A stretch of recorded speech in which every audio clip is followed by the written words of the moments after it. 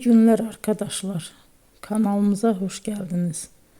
Bugün yine sizler için yepyeni videolarla karşınızdayım. İki başarılı oyuncularımız Elçin Sangu ve Barış Ardus'tan güzel paylaşımlarını sizler için hazırladık. Elçin Sangu, Sevdim Alabora, Yalancı ve Mumları, Kiralık Aşk, İyi Günde Kötü Günde bu dizilerde rol almış ve herkes tarafından çok beğenilmiştir.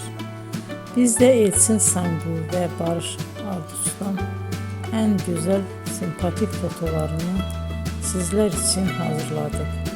Bu karelerin devamını istiyorsanızsa emeğe saygı olarak kanalımıza abone olup yorum yazmayı unutmayın arkadaşlar. Teşekkür ederim.